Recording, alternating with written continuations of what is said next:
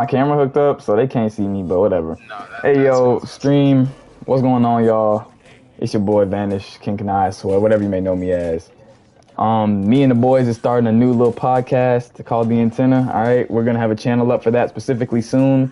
But for right now, we're gonna be posting our antenna content on our individual pages. So make sure that y'all stay tuned for that. And today's discussion is basically about the seven deadly sins. You know what I'm saying? How they relate to everybody and their experiences, and you know what I'm saying, kind of just diving a little bit deeper into each of the sins that we see in our lives. So right now we're talking about envy and shit. I got my boy JT, All right, it's and we just chilling for real.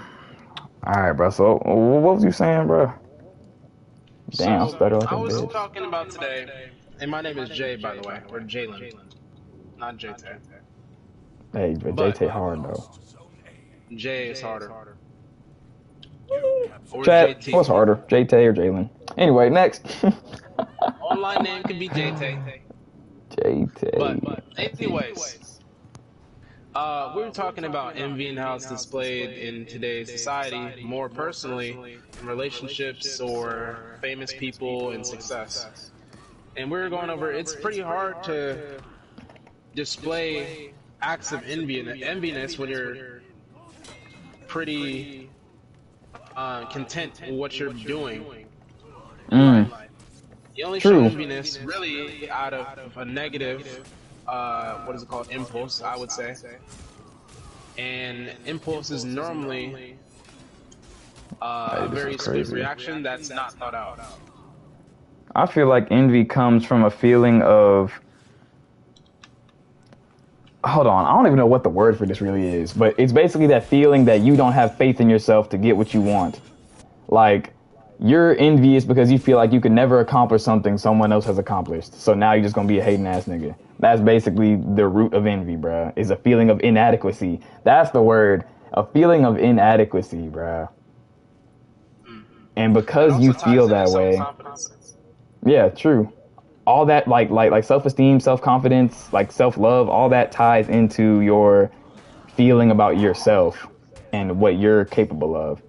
And having a low self-esteem, low self-confidence, low, everything basically ties into you feeling like you can't accomplish the shit that you want in life, which means you just end up hating people who do have what you want in life, True, which leads to nothing. which leads to you being And hating if that you nigga.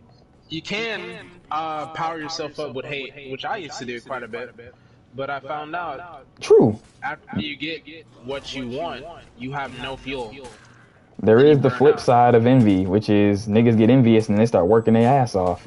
And honestly, I feel like that's a positive reaction. I mean, it's definitely better than just being a hating ass nigga.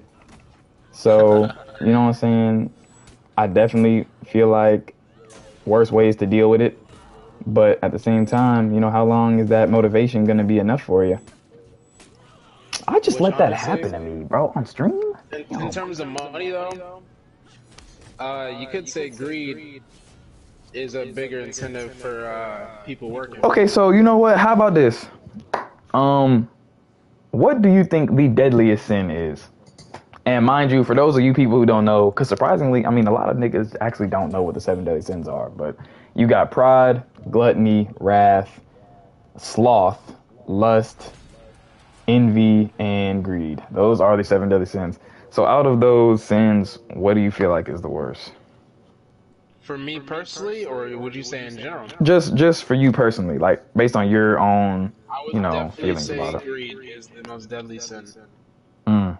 I think I might have to second that. Everything What else would you say? is pretty bad. Honestly, lust can be super managed, in my personal opinion. Like, you just gotta stop being a horny nigga, bro. But lust can be managed. Gluttony, honestly, I can't really understand gluttony too well. I personally am not gluttonous. Now, gluttony doesn't always mean just eating food, though. You can be gluttonous for punishment. You can be a glutton for gratification. It's basically needing an overindulgence of something. It's not just food. So needing True. too much of something. So there's that. In I a feel way, like it's like that can be addiction. managed. Yeah, literally, it's like addiction. So, okay, then you got, envy, of course, being a hating that nigga. That is bad. Envy can get to the point where you might kill someone or you might, kill yourself or just, I guess, who you are, like your overall position. Wrath is my sin, by the way. Can I ask? It is.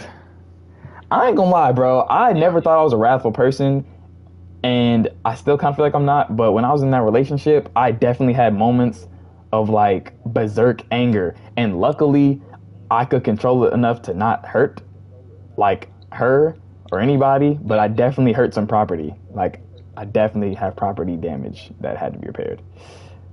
But anyway, I feel like wrath is manageable, but it is deadly if it's not managed. So I kind of gauge the sins off of which is the easiest to work on, right? Because Manage. yeah, to So manage.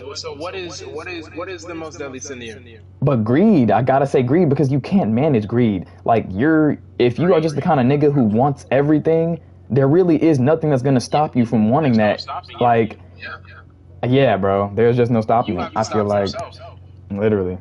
And people can't Literally. stop you either. Like someone could literally give you everything you could possibly need, bro. They could drop money, Want more. cars, women. You just want more. Like there's no satisfaction. So that's the worst. And then it's the worst to actually deal with because you're never satisfied, you're never happy. Like you will never actually just sit in your life and be a happy person, bro, because you want more. You That never is continue what you horrible. want. That's horrible. I would never. I'd rather deal with anything else. I mean, pride is probably the least bad in my opinion. And It's not because with pride it leads into things mentally. With pride, you tend to think that you're the best at everything and you never learn anything. And then you end up making your own reality of you being a dumbass. mm, okay, I And felt you're that. the only one that will never understand that. And no one likes So being in a around a way, it prideful nigga. reflects true, but to an extent, because you got to show some pride. A healthy Some amount of pride. pride. Yeah. Yeah, not anybody seen Seven Deadly Sins, Escanor level of pride. That's a Hey, little too that much. nigga heat. They kind of made that like the way that they set that character up. They made Pride look like fire when in actuality, it's really not. It's not. Come in. I can't comment.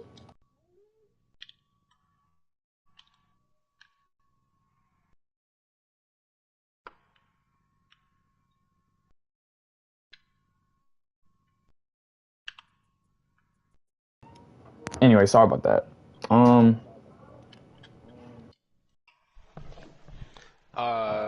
You But were yeah, saying? bruh. All right, so boom, right? We then went through envy. So speaking of greed, let's go ahead and just move on to that.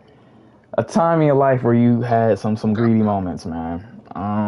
Me or around me? Because You like greed is you literally. personally. Well, there's been times where greed is shown where I take risks that I don't have to. With And money that's or not with even in terms of what? gambling fully. That's with relationships and with money. Yeah, people always Actually, associate greed to like material things, but greed can also manifest in, non-material aspects of your life. if you listen up, I'm gonna tell you. In terms of greedy in relationships, there's sometimes you can try to get too much out of a person when you're not giving enough yourself, and then it becomes imbalance, All right, aka toxic. aka toxic. Yeah, I feel like personally, actually, now that I'm really thinking about it, I feel like I'm really not a greedy nigga at all. I really am actually a minimalist because the things I want out of life are so incredibly simple, bro. And I've had this argument with my ex, I've had this argument with my family. It's the thing that like niggas think I'm lacking. Okay, I'm not gonna speak for right now, right? Because at this current moment in my life, I do want a lot more for myself than I have previously. But my core like want for my life is still the same. And honestly, bro, and this might sound crazy, I dead ass just want to live in like a nice little comfortable house with a girl I love and have my game, have my little shit that I like, and my job, and that's it. I really don't need anything else. And there was a point in time where I had that. There was a point in time where I had my girl, I had my game, I had a little job and a comfortable ass house. And I literally wanted for nothing, bro. I woke up every day and I was just chilling. Like, I was literally cooling, bro. So in that I aspect, feel you, man. I'm really not a greedy nigga. I mean, I have my I little do wants feel and like shit, but greed is a must-need sin, though. Because if you don't have a little bit of greed, then you don't have an engine. mm. That's my personal opinion. I read this So, book, yeah. or actually no, I didn't read a book. It was on this TV show, and it was like the story about a greedy king, and because the king was greedy and always wanted more for his people, his country ended up prospering because he always got them more and more and more until like I forgot how that shit ended, but anyway, the point is, I do see what you're saying. I feel like greed can lead to ambition. Yeah. So, in a sense, once again, this is another example of how the sin itself isn't necessarily bad. It's the overindulgence. It's too much. Like too much greed becomes a problem. Too much Yeah. pride, too much wrath, etc., etc. So, And then it just becomes an actual sin for real. literally. And when you look at it like that, it kind of Also with makes. greed, I would say on a money level, like what you just said about the king, even though you don't remember how the story ended, how it probably ended was he ended up spoiling his people, and ended up wanting more and more from him to where he couldn't provide. Mm, And when he didn't provide that one time, this is how you create greedy people. that's how you create They spoiled niggas. expected too much, yeah. And the Mm, one time he couldn't do it, they were like, "Well, what do we need him for?" threw that nigga to the curb. Yep. Yeah, so that's the reality that a lot of, I mean, look at rich kids and shit. I'm not gonna say all of them, right? Because I don't even know no rich kids. But the stereotype that we face is most of the time, niggas who are given everything at a young age, who ain't got to work for shit, tend to be spoiled brats, and that's just It's the true. sort of archetype, that's associated with that. Personally, I know I don't know any rich people. I know people who are well off. I'll say that. And I mean, I guess there is a difference because the Same. gap between well off and rich is way bigger than niggas think it is. Rich is I like, I ain't think got to it's work a even day in my further. life. Well off is like, as long as I maintain a good job, I will never really need for anything. Yeah. That is a good difference, actually. Yeah. So, spoiled rich niggas, I don't know what kind of life they living, bro, but Me neither. sheesh, I don't know, man. They're living that sloth life. They living. Okay, boom. Next sin. Now this is me, bro. I'm not gonna lie. This is my sin. This is definitely my problem, and I'm getting a call. Wow. Sorry, chat. Jay, go ahead and start us off with that though, bro. I'm still listening, dog. All right, say less. So, hello, chat. With sloth, I would say the only person you're hurting with sloth is you and those around you. Because if you exhibit sloth, not only are you wasting your time, you're wasting everyone who's putting time and effort into use time. So then it becomes more of a disease. Once again, I think. Uh, and with sloth, the only time I would say I exhibit sloth is, for example, I'm playing the game right now. What the hell am I doing? But I am making content at the same time. But if I wasn't, uh, overindulging in something that's just making me happy and passive becomes really a waste of time after a while. Um, I think another one with sloth, how you exhibit it can be maybe in the terms of effort given into what you do actually want to do, in a sense. All right, I'm back. But yeah. And with sloth and effort and what you want to do is not necessarily black and white all the time, though, Mm. because sometimes you need that step back in creativeness to really succeed. I feel like sloth in my life has taken, I guess, hold in the sense of really a lot of ways. I mean, it's such a Okay, so I guess we'll just start at the beginning, right? Sloth Yeah. itself, what does it mean to be slothful? It basically means to not want to do anything. You are a existence that is not accomplishing Yep. anything and you just live, right? Yep. So, in other words, laziness. And Yes. I haven't always been that way. There was a time where I was very motivated, a time where I was very goal driven. The problem that I faced was A, the problem with having ambitions and goals is that when you don't accomplish them, it hurts a lot. And some Yeah. people either come back from that even harder or they crumble and say, fuck it. And after coming back again and again and again and overcoming adversities that I was facing, it got to a point where I got tired of it. So I started to say, fuck it. I don't care. And when you hit life with that I don't care attitude, you end up like unconsciously not doing anything you want because A, you're afraid of failing, and B, to avoid the pain of failing, you just don't try. So I got to that That's a place where good I one, actually. just wasn't Sloth is created trying. by the fear of failing. So it's like I fell into a stupor of like just not doing shit. I would wake up half-ass in school, half-ass at work, and then play the game. And honestly, to be blunt, it was great, bro. It was so fucking great. I was not stressed. I wasn't worried about deadlines. I wasn't staying up late nights studying for bullshit. Like, I just did what I wanted to do. And that lasted for about 2 years of me just doing whatever the fuck I wanted. And then I didn't really see that it was a problem until Until. what really snapped me out of it was the experience I went through with my ex, you know, getting my own place, et cetera, and shit. And then, you know, there would be times where I would want to do certain things, whether it was for me or for her or just for whatever, and I could not do them because I hadn't completed shit I should have completed, right? I didn't have a car. I didn't even have a goddamn license. She's asking me if we can drive to, you know, go get dinner. I'm like, well, I can't drive. I don't got a license. Like, I started to feel like, damn, nigga, I look mad lame right now. And it's no one's fault but mine because my dad told me to go get my damn license and I didn't do it. So now I'm sitting here, I ain't got no license. I fucked around in school, which dropped my GPA. So now I missed out on opportunities to go to schools I could have afforded to go to with my GPA being high.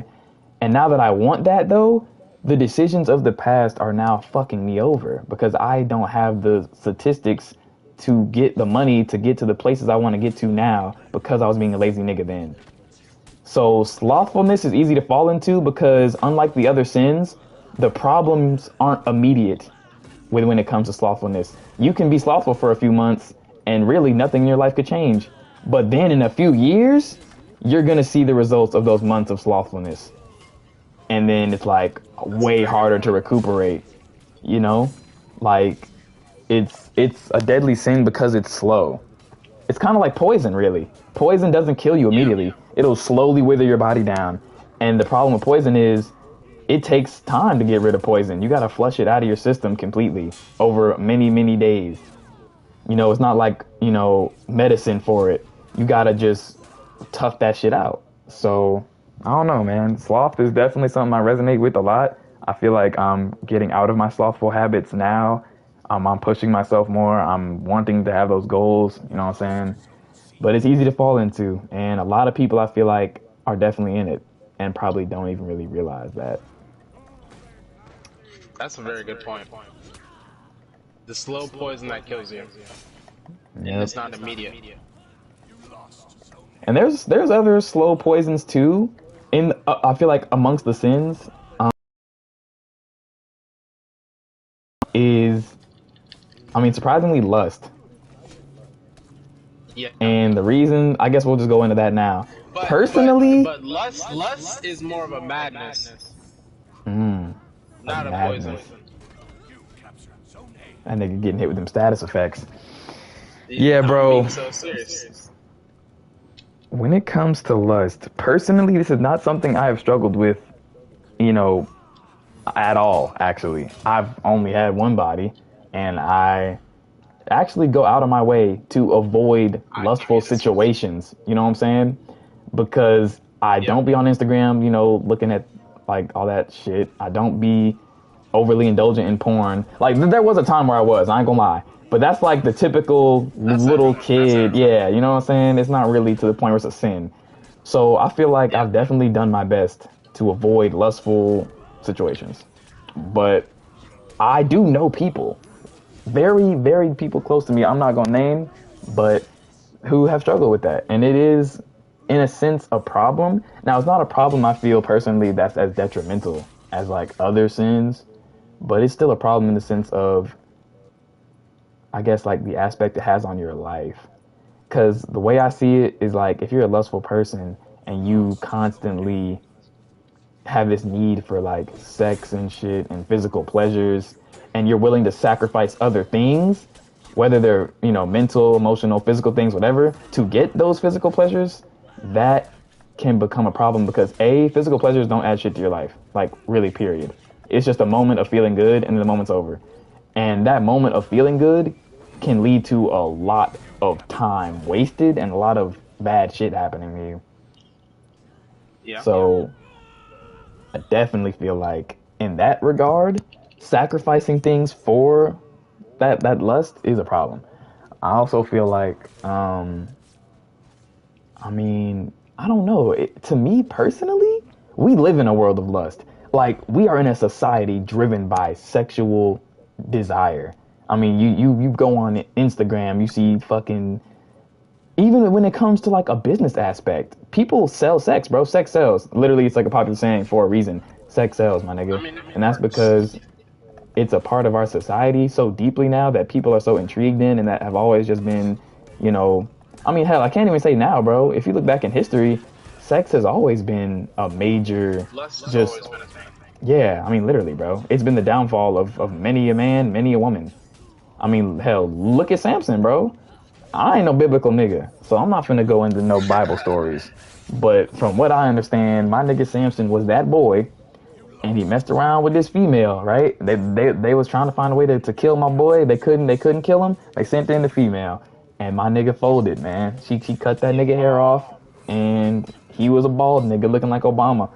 Look, bro, that was lust, The right? greatest wars and the greatest downfalls in history often have a woman tied to it. Trojan War, bro. Trojan War. Menelaus literally went to war because a nigga stole this girl. And mind you, that is more of a respect and pride thing. I feel like that falls closer to pride. That's pride. Yeah.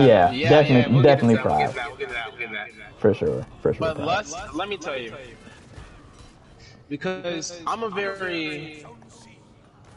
I can present lust, but I can also provide lust to others.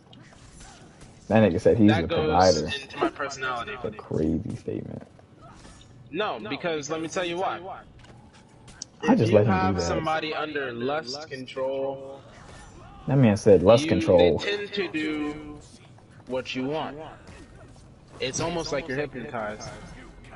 For sure. And as shown as I'm a somewhat lustful person, but like I said, it's also on the other hand too. It seems like lust is more of a mindset than anything else, of course. More of a mindset, for sure. And when under lust, you tend to give power, which is the issue, to what the person you're under control of. Giving It's power like a away. spell. And that's the main problem. You give your power of yourself over to another person. That's a good one. That was a deep statement. I definitely have a agreement with that statement. Now, granted, I'm not lustful, but when I did have my moments, that person definitely had complete and utter power over me during that time period. That's the only issue I think with lust. And that's There's a something good that healthy level of lust, That's just Right. attraction. Right, But right. when you cross that line, that's when it becomes a problem. I feel you on that one, bro. I feel like, honestly, it's not too bad. I honestly rank lust probably at the bottom of the 7 deadly sins in terms of deadliness. Now, I don't know about that one. I mean, hell, what else could be at the bottom? I would put gluttony at the bottom. All right, so let's just talk about it. Gluttony, right? So starting off with the basis, what is gluttony? Gluttony is a need for an overindulgence of something, whether that something is a material thing, whether it's an emotional thing, whether it's whatever. It is gorging let me yourself. Tell you why I put gluttony at the bottom. What's up? Because out of the rest of the sins, I feel like you can help a glutton more than the rest. Because oftentimes gluttons know they have a problem. They just need help. The problem is accepting help. If you can help a glutton, oftentimes they'll revert back to a healthy state. But if you can't, could that not equally be said for the other sins, though? No. Well, actually, no. That could be said for lust. I don't know about the other ones. Lust? No. It cannot be said for lust. And why is that? I don't think so. I feel like you could help a sex addict to not be a sex addict. You can. But it is going to take that much more effort. I mean, anything will, though. Because have you had... No. Because have you had somebody try to help you through your relationship? And you see the world with tinted goggles? And they see a different reality than you do? It's where that person has to step in your head to help you out. So that's not only damaging that person, or not even damaging, that's taking a lot of time out of that person to help change your mindset. True. With gluttony, you can help somebody out in terms of, let's say you're glutton for food. If you help that person in terms of their food addiction, like you say, hey, God, you're eating quite a bit, or you're... That man said you eating quite a bit. Yo, bro, you getting a little, goddamn. Big, right? God, Like, shit, boy. I'm not getting big. I just like food, right? I just like food. You showed them results, or you showed them actual causes of what they're doing. They may just change up. I mean, same thing could be said for a lustful person, though. No. If you... Let me tell you why. Because I told you months ahead what was going to happen. Okay, boom, but check this out, though. Lust doesn't just apply to somebody in a relationship. Most of the time, actually, it applies to somebody not in a relationship, who's just out here with everybody. Okay. Like, for the streets literally means a lustful-ass person. So, when you got a nigga or a girl, that's for the streets. And maybe they don't know, but most of the time, nigga, you know you for the streets. So, it's like a conscious decision that they're making to be for the streets, and it's driven by this need for pleasure. So what I feel like is offering someone an alternative or a healthier way to get that pleasure would be easier than necessarily converting a glutton, because you don't know what a glutton could be gluttonous to, right? Lust specifically means one thing, that is sex, that is sexual pleasure, etc. A glutton could be gluttonous for anything, really. I mean, who knows, right? So, in terms of treatment, I feel like it'd be easier to treat a lustful patient than a gluttonous one. But I don't think so. We gotta look at it from the perspective of not really treatment, but just actual lethality to yourself. Like, Yeah. and I feel like gluttony is bad because a lot of things that people are gluttonous to will kill them. I mean, honestly, too much of anything in life will end up hurting you pretty bad. So, I mean... And sometimes, because honestly, I'm starting to think that I do show traits of gluttony. And maybe that's why I'm thinking of it so lightly. Because I do have an addictive personality. I felt that. So, I definitely felt that. I feel like I've definitely dealt with gaming addiction. Like, I was a glutton for the game, for sure. Me too. And at the time, I didn't feel like it was that big of a deal, you know? Now that I don't play the game as much, the time I can allocate to doing other things that are actually adding to my life, like, it'd be different if I was getting paid for this shit, right? I have a friend named Javel. He gets paid for this shit. His gluttony has become something that essentially benefits him. But even then, I mean, JaVale takes time off the game, so it's like even then he's not a glutton. A glutton is someone who does something that is not benefiting them in overindulgence. Yes. And I definitely had that problem when it came to the game. And now that I've kind of gotten away from that, I've explored new avenues and new talents that I didn't even know I really had. Like now I'm making music, I'm doing graphics, I'm recording media, etc. You know, that's some shit that you wouldn't really know if you're just spending all your time doing one thing. Gluttony. Now I'm thinking about it, because you actually made a good point. So you said addiction to the game, right? Yeah. Gluttony is that balance between a habit you form and an addiction you form. Because you can form a good habit and make something positive out of it, but often addictions aren't leading to something that's positive. Damn. Like you can be an addict. You can be an addict to money, bro. But that's still not even that good. So here's the thing, though. Okay, so here's what I'm kind of noticing with some of these sins. They are all very closely intertwined. It damn near sounds like greed. You know what I'm saying? Yeah. So you know what I'm gonna do, bro? I'm gonna hop on the internet. I'm gonna look up the exact definition of what gluttony is. So that way, what is the sin of gluttony? All right. What the fuck? What you mean I ain't got no internet? Oh, this is crazy. Hold up. Sin of gluttony, intemperate eating. The Catholic Church considers it the fifth of the 7 cardinal sins. So Example, fifth. gluttony, eating too soon, being mentally consumed. With that, you will eat. Excessive desire for food. Okay. So gluttony actually specifically targets food. And you know what else I'm realizing too? Relationships with material things. A lot of these sins seem to be extremes of carnal desires. Because the 3 carnal desires that all living things have is sex, food, and sleep. Right. And if you look at the sins, sleep is clearly sloth. Gluttony is obviously, you know, the pleasure of eating food. And lust is sexual pleasure. So, if all living things are born naturally with some amount of these sins in them, and that's like a genetic disposition.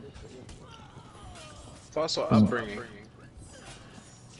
I was taught to be more greedy ever since birth.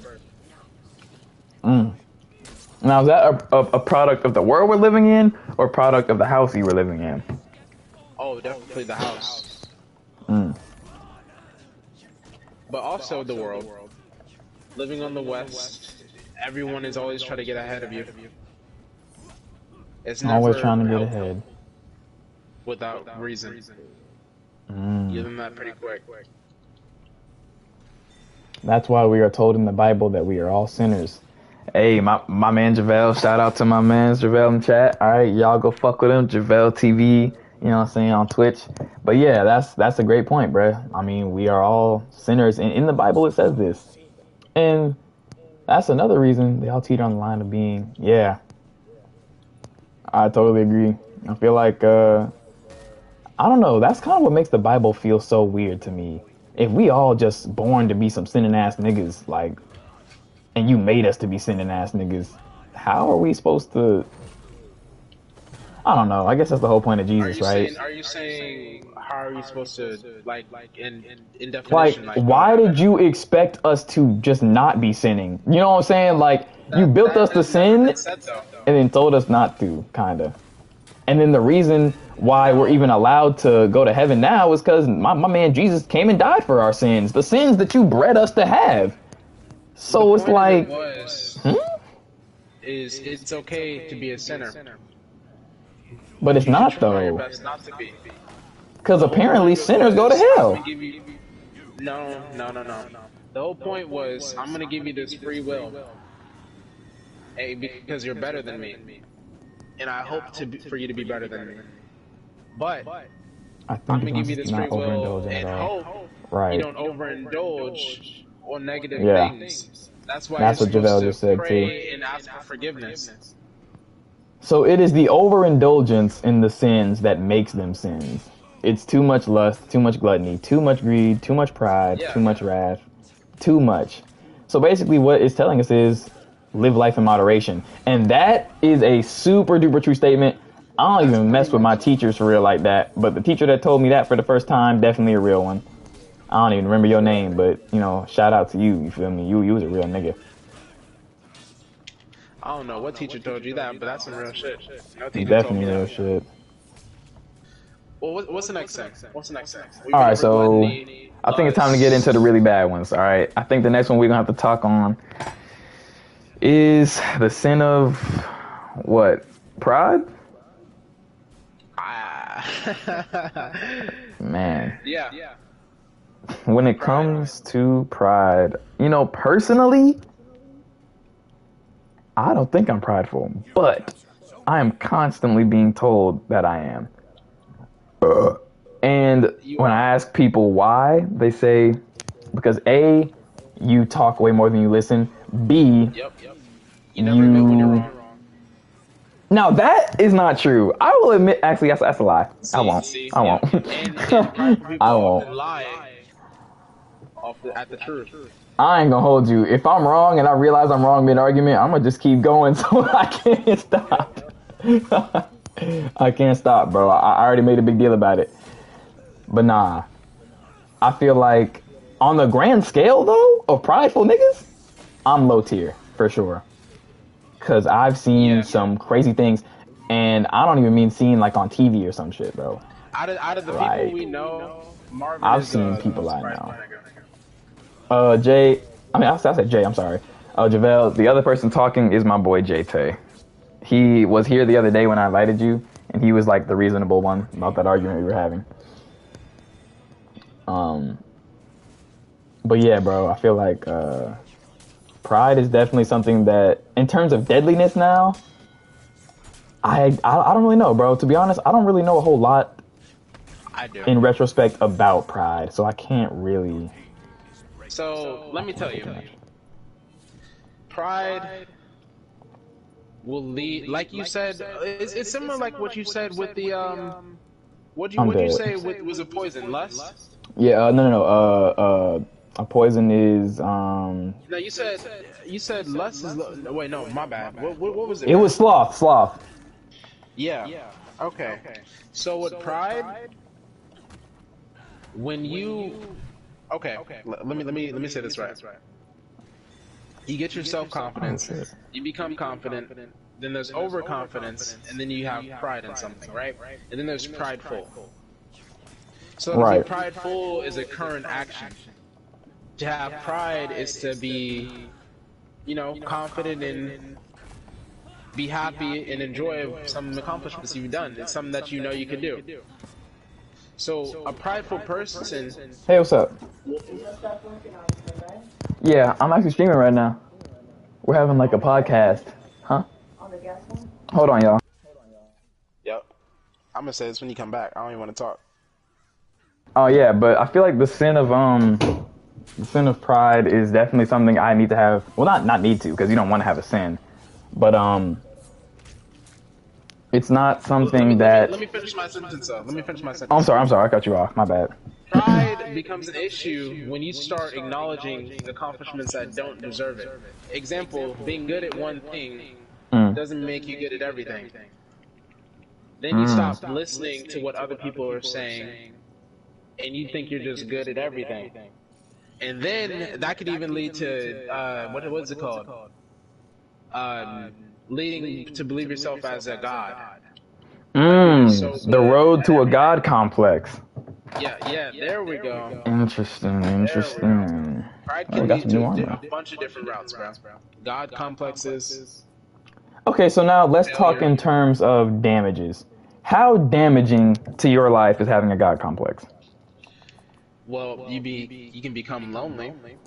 Because nobody want to deal with that bullshit. Mm-hmm. It can also lead to being successful, but also abusive. Ooh. Often abusive, actually. Because you think that person next to you is just stupid, can't do anything. That was a great point. And you know what? I'm gonna say this because this is really the only experience I have. Well, actually, it's not really only, but it's just a major one. Um, and Dad, I love you, bruh, but you a prideful nigga, bruh.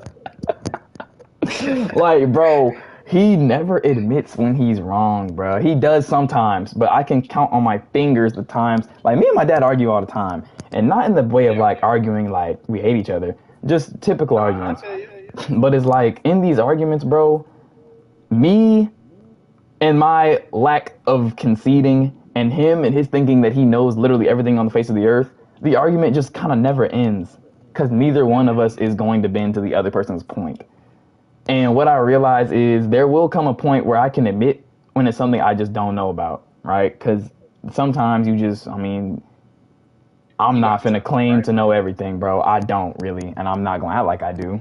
But I feel like a person who just never thinks that they're wrong unconsciously starts to think that everyone around them is, and that everyone around them is like essentially dumber than them. And that's the kind of energy I be feeling from my dad sometimes. And I have that same energy when I'm out in public, bro. And mind you, that energy is kind of justified. A lot of people in this world are stupid, and I'm not even trying to be mean. That's not even pride. Like, That's just the things that I see people do and say out here blows me on a daily basis. But the point I'm making is it's detrimental to those around you. I feel like pride is one of those things that definitely hurts the people around you more than you. And that and wrath go hand in hand. And what it basically turns into is because you hurt everybody around you, you end up hurting yourself because you have no one there. Like, because no one wants to deal with you anymore. it's a slow burner, like you said before. Slow burner, bruh. At first, you know, being prideful can be, you know, charming. Oh, wow, he's so confident. He's so, you know, he's so sure of himself, etc. Then it becomes, okay, this nigga, all he ever does is worry about himself. He just talks about himself all the time. He thinks he knows everything. Then it becomes, all right, bro, you're fucking unbearable, my nigga. Like, can you get the fuck away from me? So, it's definitely a slow burner. I would definitely put that in the poison category. It's definitely a poison, bro. And I know that, you know, in my time of existing, I feel like the prideful people I've met have not been the worst to be around, but it is just a contrast. You can definitely just kind of see like how prideful they are. It's one of those sins that's more obvious. Some sins are actually kind of hidden. You know, envy can definitely be hidden. Niggas who are envious rarely speak or outwardly show their envy. They just hold it inside and they just know that they're envious. But it's like pride, you can just tell a prideful nigga, bro, from a mile away. You can. They want you to. Yeah, they have to be a center of attention. Keep talking. For sure. And I feel like, I mean, shoot, I kind of want to take this chance to just open up chat for a second. Like, you know, if y'all got some times y'all want to talk about experiences, whatever, bro, you know, join in on the convo. Because I feel like when it comes to this type of thing, everyone has dealt with this shit in one way or another in their life. You know what I'm saying? Whether it's them, whether it's people that they know, family, whatever, bro, don't matter. Everybody's dealt with this shit before. So I feel like a big part of dealing with like having problems like this, like the sins, is recognizing it and then what you're doing about it. You know, I feel like a lot of people realize they have problems and they don't really do anything about them. They just know and they're like, yeah, I do. But it's like, fuck it. I'm crazy, but fuck it. Like, I'm just gonna be a crazy nigga. And it's like, I don't know, bro. I feel like that's kind of the wrong attitude to have about it. Because you end up hurting yourself, you know, in the long run. Especially when it comes to shit like pride. And the worst part about pride is that no one can tell you anything, bro. Like, a nigga tells you you're prideful, you like, nah, bro, you tripping. Because you're so prideful, you don't listen to anyone around you. So no one can save you. It's one of those sins where you really gotta save yourself. Cause can't nobody else do it. All right, bro. We didn't talk about sloth. We talked about gluttony, envy, greed, Pride. lust, pride. It's time for big bad fucking wrath. Wrath is such a wide sin. Like, wrath can be spread through a lot of your life in a lot of different ways. I mean, Yeah. Like I said, it's definitely my number one sin. And I'm not even joking. man. And most of the time, folks think that wrath is like, oh, you beating the shit out of somebody, or you're beating your wife, some shit. Wrath can be Not that type of wrath. simply the wanting to punish others, or like the wanting to. I don't even know how to describe it. Seek justice. Seek vengeance. Vengeance. There we go. There it is. Not Wrath justice, is vengeance. seeking vengeance. And that shit. Wrath could be tied to the false justification of. You could. Let me tell you this real quick, actually, because in a way, wrath could be. And you tell me if this is twisted or not. You can take justice into your own hands, and you start thinking you're doing the right thing. Yeah, I mean, we see that in a lot of ways. I mean, take for instance, someone. This is like hypothetical, all right? Yeah. Say for instance, someone kidnapped your daughter, right? Oh shit! Amber Alert! My daughter's fucking gone. Wee wee wee. The cops ain't looking because they don't give a fuck. They got a million missing fucking kids. They ain't got time, right? You like, all right, fuck these niggas. I'm finna go get my daughter. So you get on some taking shit. You go find these niggas. And you slaughter every last one of them. I mean, you kill them all. You just took justice, quote unquote, into your own hands. But then it becomes vengeance. Why? I feel like it's not our place to be judge, jury, and executioner over others. But I also feel like vengeance is necessary in some cases. Because there is a difference, right? There's a difference between, okay, I'm finna go get revenge on a nigga versus I have to go and protect something that's dear to me. So if we use the fictional character Batman, which is literally about vengeance, his sin is wrath as well. Oh yeah, for sure. But it's in the more, self-meaning of I'm gonna beat these people up. Like he takes his anger out on criminals. All right. Because of something that was happening to him in the past. Nigga has therapy. Right. That is his therapy. Damn. Beating up villains. Fucking me up.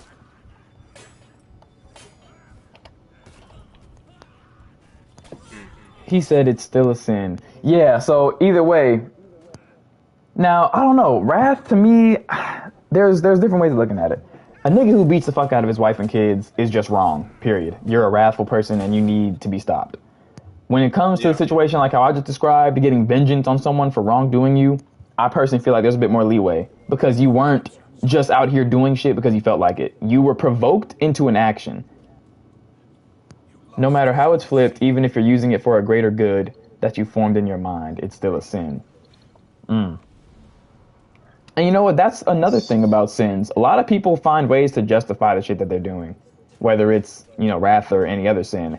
People tend to have in their mind the reason why they do something and then make it justified. Like, for instance, right? Perfect example. This is just off the top of my head. KKK members, right? They truly believe what they do is fine because, black people are lesser or, they're doing the world a favor or whatever. Or, I'm sorry, not Jews, Hitler. Jewish. Hitler thought that he was doing the world a service by getting rid of Jews because, they're evil, I don't know what the fuck he was talking about, but he justified it, right? Either way, it was still wrath. Either way, it was still a sin, and either way, it was still wrong. It was a mix of sins. It was a lot. That nigga was plagued by was a sin. lot. I mean, that was crazy. Nigga was born with sin. No, he wasn't. I don't think he was born with it. He grew Honestly, bro, getting into Hitler's story, it would just be crazy. It built on him, bro. Because Oh, he didn't shit. start out like that. But to not talk about that nigga. Yeah. I don't want to get canceled. But Yeah. Anyway, back to the topic at hand. Damn, this Aramusha is terrible. He's just spamming, bro. This is crazy. Anyway, bro, I feel like now times in my life personally where I have experienced wrath, there has been, I'll say, one time or maybe one period of time. Let's go with that. Now, like I mentioned a bit earlier, when I was dealing with stuff and my ex and all that, and we were living together, there were times where my anxiety would be so bad that I would just start getting angry about things. And it would be like, I'm sitting here having an argument and I just start punching walls and shit, right? And granted, it's like, I am one of those people tends to bottle up their emotions about shit. I don't show my feelings about things really. So that was the first time that I have actually just released my anger when it came to me.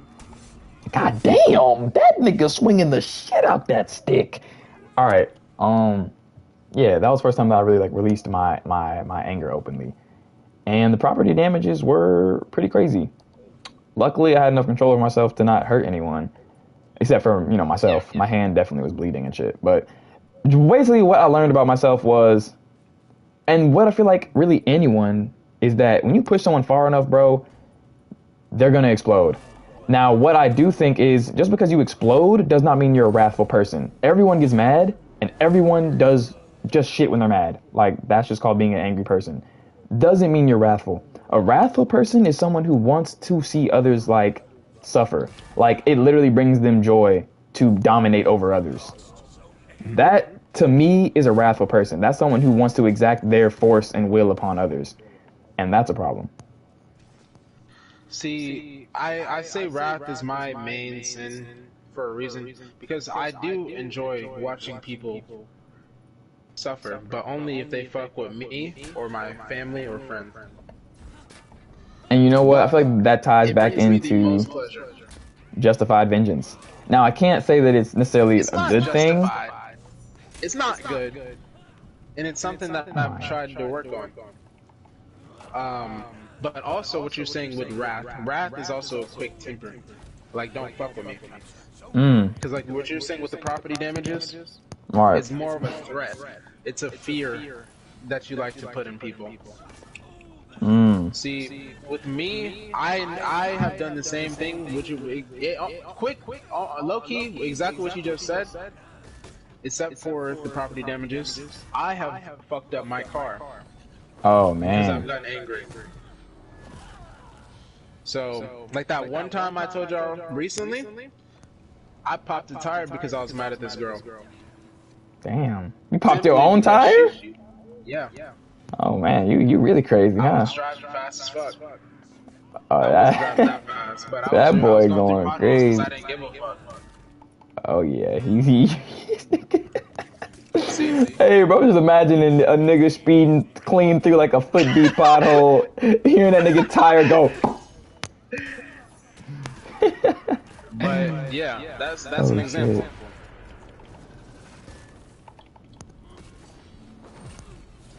Yeah, it's simply because I didn't give a fuck. I was mad. And you know what? I'm not gonna lie, bro. Here's the scary part about wrath. That feeling of rage is addicting, bro. Like, in those moments of wrath, you feel just strong as shit. Like you just don't give a fuck. Like, you really could do anything in that particular moment. And it just, fuck don't you. even care about the consequences. Yeah. You literally disregard all consequence. All you care about is what you're about to do in that moment. For whatever the reasoning is. That's true. I'll give you an older example too. Yep. Well, actually, yeah, I have punched the wall before, but it was over something very minute, and it was in my younger days, I think. And I think it was one of the first signs that this might be a problem, low key. Because I got so angry one time. That man punched the wall because someone took his Play-Doh. Not that young. Because I was like 16. You might play a Play-Doh when you're 16. That shit be I going definitely did crazy. a little bit. A little bit. Got to. Oh my God. Hey, nah, bro. Y'all Definitely wildin', hit the bro. wall before. Back up. I've also Had to pop ult. actually no. I wouldn't even say this one is bad because low key, I've written a page before of just like creative writing, right? And I Right. don't think this is necessarily Wrath. This is more of a positive side of Wrath, I think. For sure, for sure, for sure. I've written a page before, and I burned it. I burned part of it. Simply due to the fact that I didn't think it was good enough. And I wanted it to be more unique.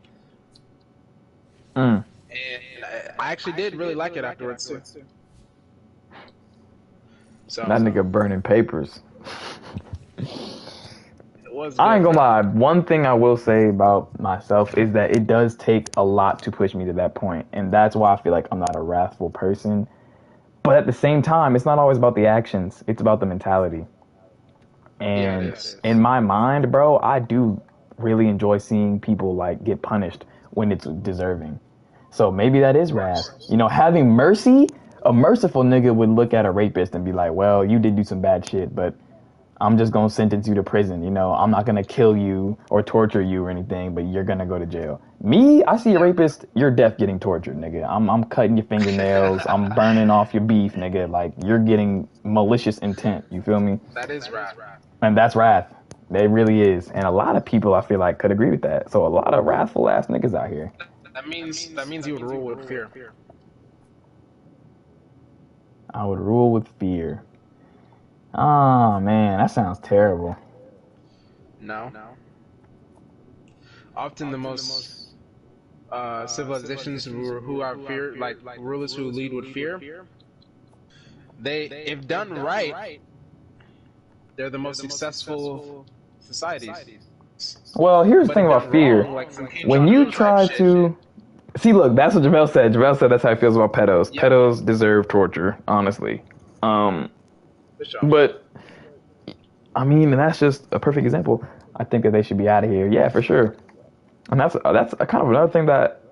Well, actually, you know what? I ain't gonna go into that. That's more religion, and I ain't gonna talk about that right now. But definitely, what the hell? Hey, this is crazy. Why don't I have this? What was I finna say, bro? Fuck it. I don't even know, dog. Y'all got it. What were you gonna say? Pedos. Oh, yeah, no, that was gonna be like some biblical shit. I ain't even gonna get into that at the moment. I see. Definitely. Well, some what would biblical. you rather lead with then? I'll say that if it wasn't fear. I feel like. Okay, so check this out, right? Oh, damn. Fucked up my table. So there is something more powerful than fear, and that is pure loyalty. And what breeds pure loyalty at its core is respect.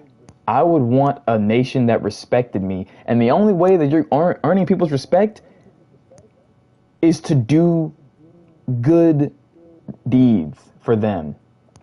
Like, say that you were homeless and a nigga really needed a place to stay.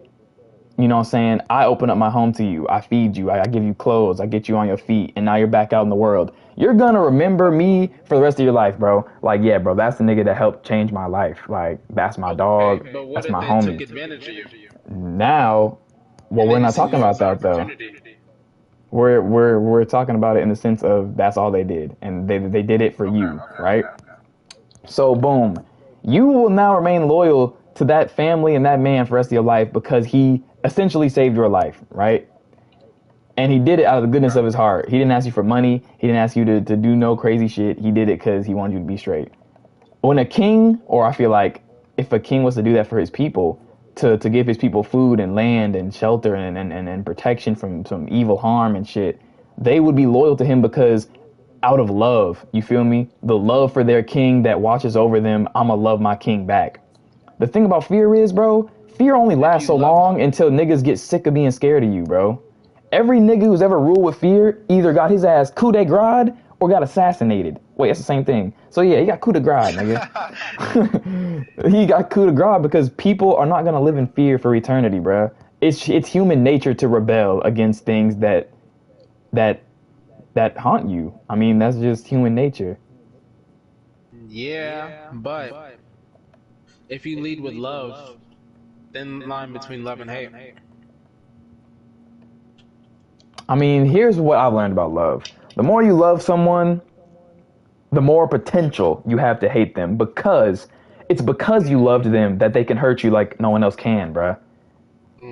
Someone you don't love can't really hurt you that deep because you don't give a fuck. But someone you love can literally puncture your soul, and that can lead to the deepest hatred imaginable. So yeah, love and hate is definitely right there next to each other. And it's a line that has to be navigated carefully. But when done correctly, bro, there is nothing stronger than that. Like, people have literally died for their kings because they believed in their nation and in their king. And granted, people have died for, tyrants as well. But they died because they were afraid of what might happen if they didn't go risk their lives. You know what I'm saying? They were afraid because... Which one is more motivated? The fear or the love? But look, though, in a sense, the death is a release for them. The death releases them from this man's control. So, yeah, I'm going to go fight and die for you, but if I die, fuck it. At least I'm not here anymore. Whereas a nigga who loves his king, he going to fight till his last breath and beyond. Like, he going to be clawing at the ground, sword in hand, trying to fight the battle till he dies, my nigga, because he believes in that. He may not even go because his king loves him. He won't do anything. He may not what? He might not even go to battle. Why wouldn't he? There's no consequence. Yeah, but that's the thing. It's not motivation by fear. It's motivation by love. It's motivation by I want to do it. Like, bro, think about it like this, right? Say you had a daughter. Yeah. And hell, they just drafted your damn daughter, bro. She got her fight World War III, dog. Your daughter not ready. You know she gonna die. She is not ready for that combat life. Are you gonna just sit there and let your daughter die, or are you gonna take her place in that draft? So that's leading in unconditional love. But that's the kind of love that people have for their country, though. Some people love their country enough that they would die for it. I mean, look at the veterans of America. They went and died, and no one really made them. They went to the military and decided to do that on their own. You know what I'm saying? There's also the people who are forced into the draft because they're scared of what will happen if they don't go to the draft. True. Or if they don't register. And at the same time, they have that pre-clause of you have to go to the draft. There's no choice. That's true. I'm not going to say like it's 100% everyone was in that mindset. But there are those people. I get what you're saying. Love for sure creates passion. And passion is something powerful. Yeah. Even more powerful than fear. I mean, honestly, bro, passion can push through fear. Like, there have been... I mean, bro, think about it in even a much simpler sense, right? A girl that you like, you scared as fuck that she gonna reject you, but you gonna ask her anyway because you want her, bro. Your desire to have her pushes you to ask her out. Now, no matter what the result is, you still push through the fear that you had of getting rejected to ask her. That's a very simple, like, analogy. That's a good way of putting it. But how many girls have you not asked out because of fear? Oh, plenty. And guess what I live with because of that? Regret. Yeah. And that also goes into play for one thing too, though, that my love wasn't strong enough. Those girls I didn't ask out because I didn't want them bad enough to make me ask them out. The girls I really wanted. True. And that's another thing. That is a component of life. You will always have feelings that outweigh others. But in this hypothetical, your love for your country pushes you beyond the fear of dying in battle. And that is something that... I mean, bro, think about it like this, right? We've seen this in plenty... I can see that, but also... If you're fighting and you're fearful, I don't think it makes a difference because you're going to want to survive. I think the example of the girl was better because the girls where the desire outweighed the fear is the ones that were normally more successful. Because you went and did it because you didn't give a fuck. Well, you did care, but you would rather. Hey, he said Kim Jong-un. Hold up, what? No, I'm talking about chat, bruh. That's what I said before. Kim Jong Un leads with fear. Kim It's not Jong good. Un leads with That's too fear, much and fear. how That's too how much fear. successful is that nigga's nation? Who knows? That's too much fear. I don't know. That's all fear. Kim And you Jong know what? Un has no He's gonna get real passion overthrown behind his country, bro. for sure. His people hate him. I'm sure. Like, who Yeah, they wants to can't live say like it's not, that? though. And you know what I find the most funny about tyrants? They really believe that they have all this power, right? When in actuality, it is the people that serve you that give you your power. If all these niggas that you command one day woke up and said, hey, fuck you, I'm not gonna listen to you no more. Now you're just a nigga standing up here by yourself looking dumb. Because ain't nobody finna listen to you. So because I do the orders you give me, that is what gives you your power. If I refuse to listen to you, you don't have no power. You're just a man, bro. You can't do shit by yourself. That's why also why they install that fear, so you never realize that.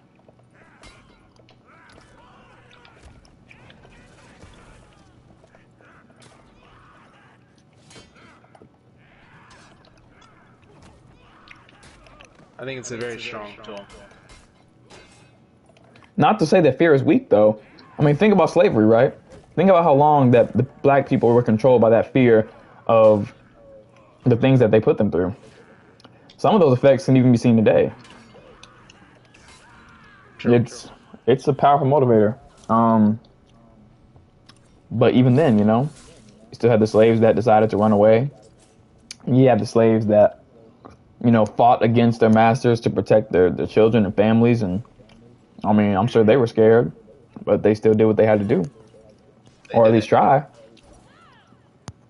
So Harriet Tubman, I mean, I'm sure she was scared as fuck. If they found her, they was gonna hang her and torture her and everything else. But she still led that Underground Railroad, though. True. She still did it. She still did it through the fear. Which is also a positive motivator. Because without that fear, she wouldn't have moved as secret as she did. I'm just a fair believer in positive over negative motivations. Because at the end of the day, another thing that you got to realize about negative motivations is once that negative motivation has been extinguished, so say that the nigga who was threatening me or whatever dies. Whatever I was doing before that nigga died, I no longer have a reason to do anymore. You don't. So I'm going to stop doing it. But on the other side, the positive reinforcements, normally when something goes bad, that's it. It'll take one thing to go bad, and it shatters. I can't say that's true. I feel like that's more of a personal thing. Like, think about people who like chase their dreams. I'm sure they face tons of setbacks. I mean, everyone does. You know, artists, clothing brand people. Chasing your dreams is in itself a scary endeavor, right? Entrepreneurs. I'm stuttering like fuck. Anyway, but they continue through those setbacks because they're still chasing after that passion that they had. And that passion doesn't die. Well, when it's real, you know what I'm saying? Not when it's like a forced passion or a given passion or something shit that a nigga convinced you to do. Yeah. Oh my god, I hate fighting this man, bro. Yeah, it's time for you to get out of here. Not to go back into that though, but another motivator behind that is the fear of never being broke again. It's scientifically proven that black people have the most trauma. Hold on. What did you say? I can't even read the whole damn thing. The screen's not big enough. Wow, okay. It is legit in our DNA. Oh, wow.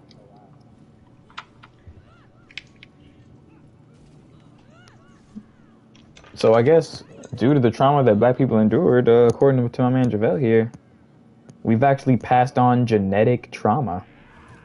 That makes sense. That's a whole nother conversation, bro. It's passed down from your parents, bro. Let's talk about that.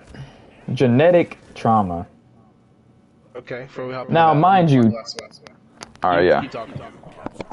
So, okay. trauma, right? Trauma itself, let's just look at the basics of what trauma is. Trauma is going through a painful or extreme experience and how it affects you. That's basically what trauma is. It is how a painful, extreme experience has affected you. It's not actually something physical. It's not something that's tangible. You feel me? It's not something that you can hold your hand on. You can't hold your hand on someone's trauma, right? And yet it has produced a genetic, very much physical and tangible effect that we can see in the black community that we now see today. That in itself is just literally a insane thing to think about. That someone's experiences, that a people's experience translated from the, I guess, digital realm. I'm sorry, I said digital. The mental realm, I guess, the metaphysical, whatever you want to call it, into a physical change that has become permanent. So, with that being said, right, it stands to reason that the opposite could be true as well. That if we can pass on negative traits and manifest trauma physically, you could also be able to manifest positive, positive genetic changes as well. Now, how one would go about that or how that would be accomplished, look, I don't know. I'm not a scientist. All I know is if one thing's possible, another thing is as well. And the actual thought of that is crazy. I mean, it kind of almost makes me believe like maybe at one point humans did have wings. You feel me? This concept we have of angels with their giant wings on their backs, it had to come from somewhere, right?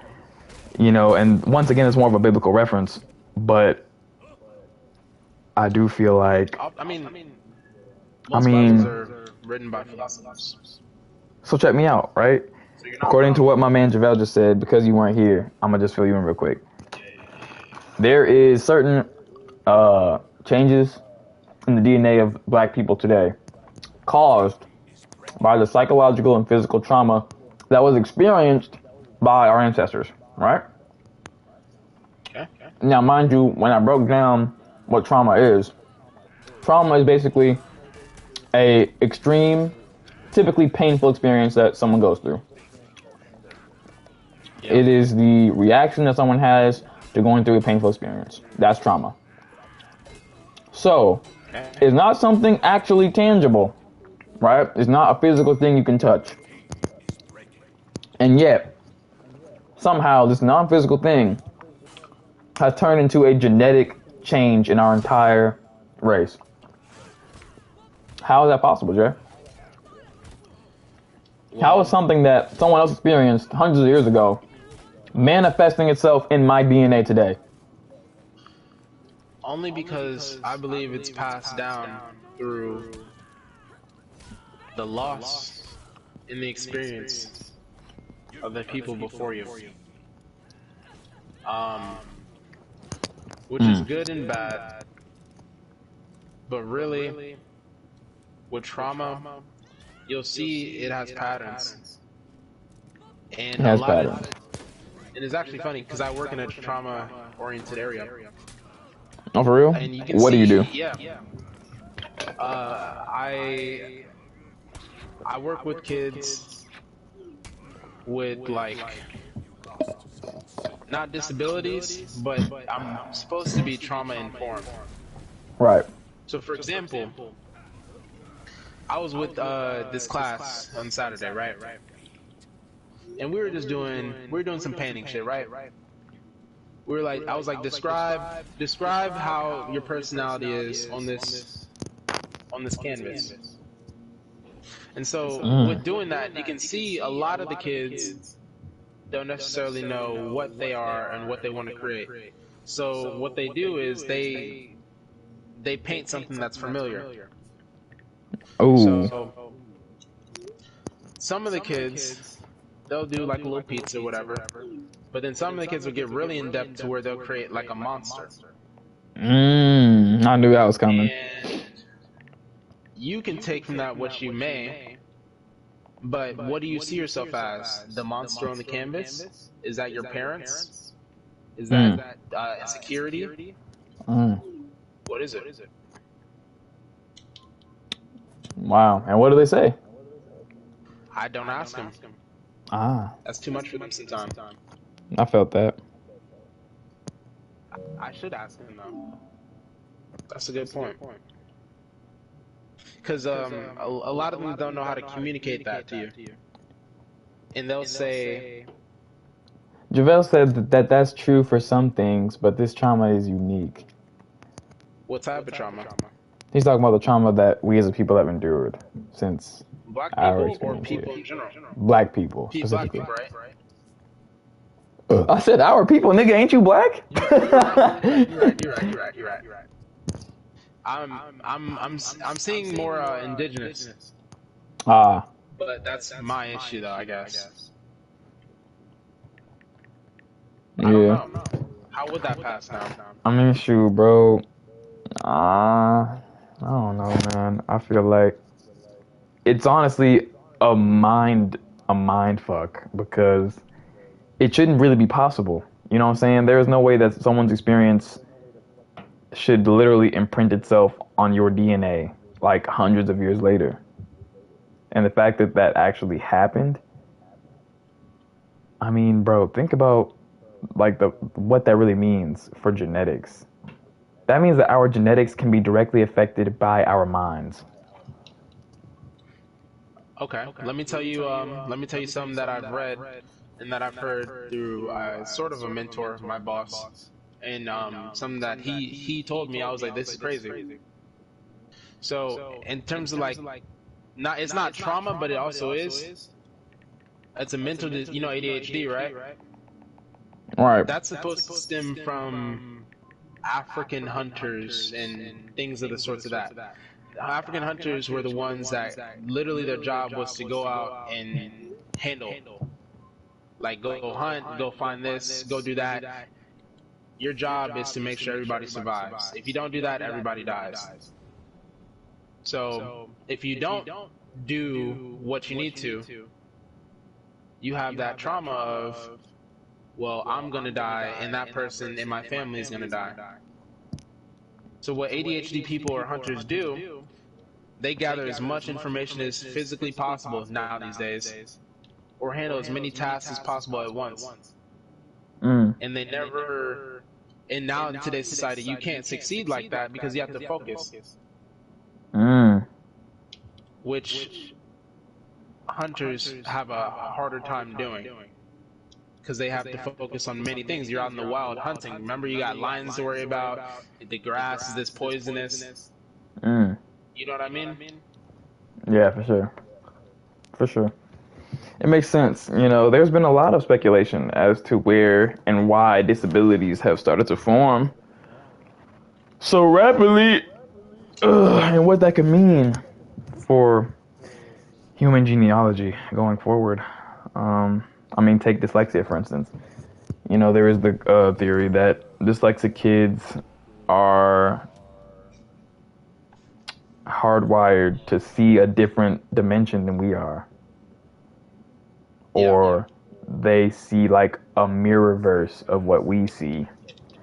There's speculation that, you know, like you said, the ADHD was like a natural bred instinct, the ability to pay attention and handle multiple different tasks at once, or to just be aware of, you know, multiple different scenarios going on around you.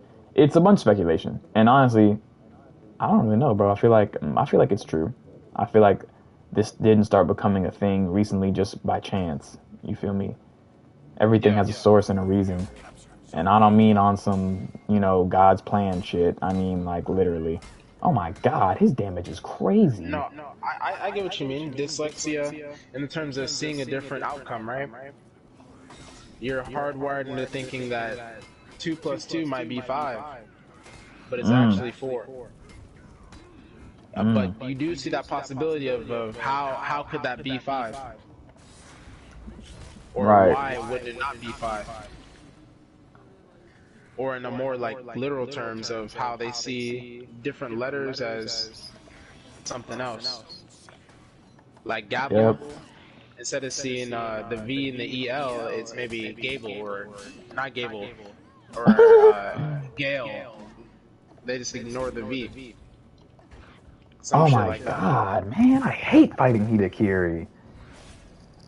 Hyper armored prick. Yeah. It's so much shit, man. It really is. But shoot, bro. Back to the original topic of the stream, the 7 deadly sins. We've gone through all of them a while ago, actually. And yeah, man. So I guess now it's time for the ranking. So let's start from the top, man. What is the deadliest sin? Number 1. My vote. This has got to be personal. Okay, I wouldn't okay. even say, let's not do deadliest, because that's subjective. What is your top 3 sins that you exhibit? Okay. Number 1, easily sloth. That's obvious. Okay. Number 2.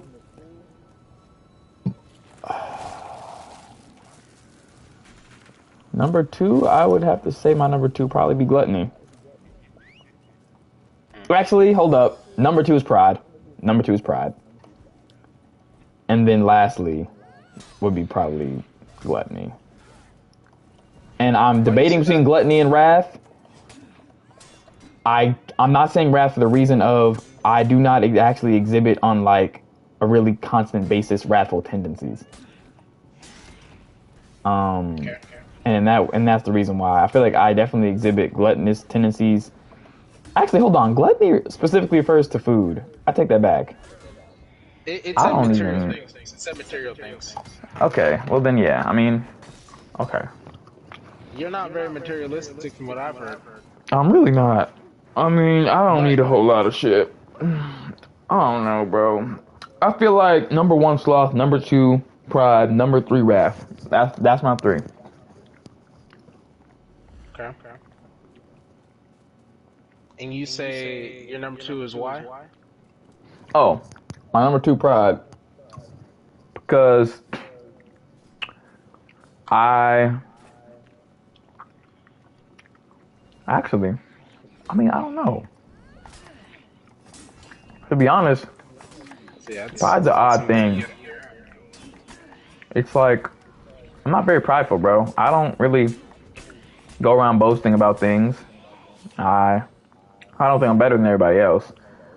I do think I'm smarter than most people, but I'm not going to say I'm just better than everyone. I don't know, bro. My pridefulness really just comes into play when I'm arguing with somebody. Which is fair. Other than that, not particularly prideful. But. So, This man Jarrell talking about you pride. You're crazy. I don't even know. I would put your pride up there too.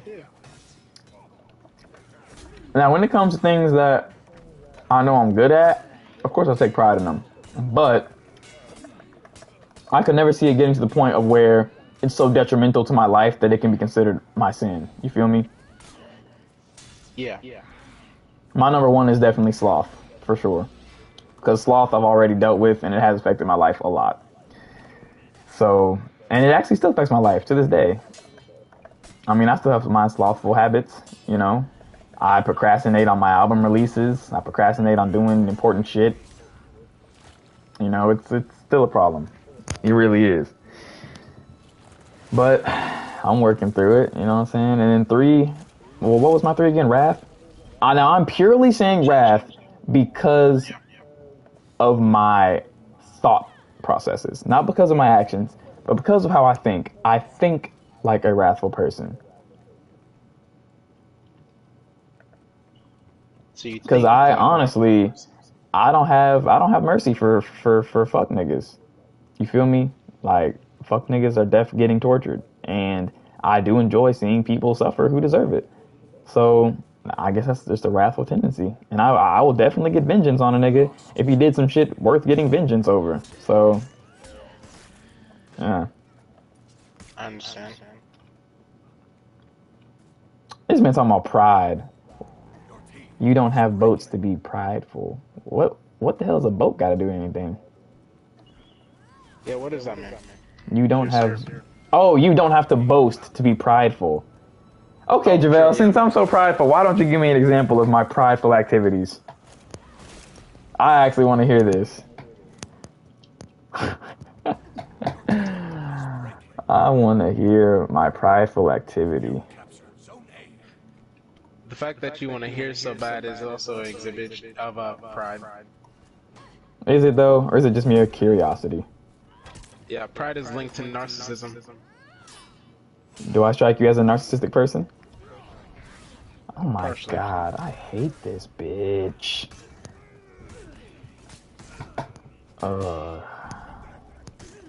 What I will say though, I will not concede something that I feel is right. And personally, I believe a lot of my opinions make sense, so I stand by them. Nothing Your wrong with that. pridefulness has contributed to you being slothful. How does that work? Oh, wait a minute. That's a good one. I That's think a I good might idea. see what he's saying though. I get Hold it. on. Maybe it's Say on what some you shit mean. like, I think that I'm so smart that I don't have to try anything. Like, Yeah. that I just, like, everything's just whatever. Because I think that I'm just so capable. And in return, that It makes me ties to lazy. the fact that you're so good at it, you don't have to try. Yeah, bro. You become a lazy nigga. I would say for you, my order is pride, sloth, and lust. Okay, lust definitely isn't up there. You're tweaking. You just a horny little nigga. Lust's got to be up there for you, bro. What? How? I actually agree. I have one body. Doesn't mean anything. It literally does. No. Because lustful people are like succubuses, and they normally don't even have sex. Bro, succubuses are based around draining the energy out of people by having sex. What do you mean? Not necessarily. Could be attention. I mean, that's if you want to differ from the original definition of it. But a succubus is someone who derives power from people by having sex. Yes, but there are succubuses that literally just drain people from attention. True. Man, JaVale said he trying to hop in the podcast, man. He should. He should. Man, JaVale, go ahead and hop in the podcast. Let's just go ahead and get my mans in here, man. Hold on, I'm not chat. gonna lie Hold to you. on. You tend to seek attention more than most. We finna have to break it down. What? I seek attention? Or does Yeah, and I attention told just you that. come to me? See, hell no. Hell no. Or does it just wanna come to me? JaVale, are you even online, bruh? I don't even see you. You got me typing in your name, bro. Alright, there he is. Jesus. That's crazy. And then I died. Alright, anyway, bro. Yeah, bro, definitely not lust. Lust, it even stated specifically, it is what you do to obtain sexual pleasure, bro. I don't sacrifice my life for sexual pleasure. You will never catch me. You're right. Right, like you will never catch me paying some girl's rent or something just to get some coochie, bro. Like that's crazy. There's literally my nigga. I don't even like spending, and this is not to make me sound cheap, right? Because I'm literally on stream right now, and I know somebody gonna say some shit.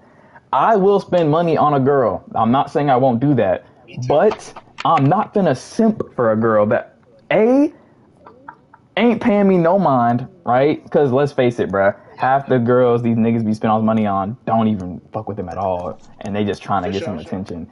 B, I'll spend money on a girl that I'm serious about pursuing for sure, but not to a crazy extent. Like I'm not finna forego paying my bills to go take a girl out. No, my nigga, that's dead. Like never.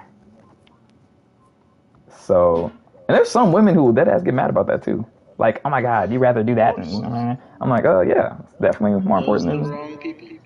Yeah, that's why we avoid that. But We need to get JaVale in there so we can talk about your top 3. we need to get JaVale in here, man. JaVale, you've been summoned. You ain't even been invited. You got summoned. All right, you get summoned to the antenna. You can't decline. You gotta come. And in the meantime, It's like a signal. These folks been watching me play For Honor this whole time, bro. I've been getting slapped up. Y'all, I swear I'm not that bad at For Honor, bro. I'm literally just I like should talking. I should get Marvin in here because he's the most prideful nigga I know. I should get my dad in here.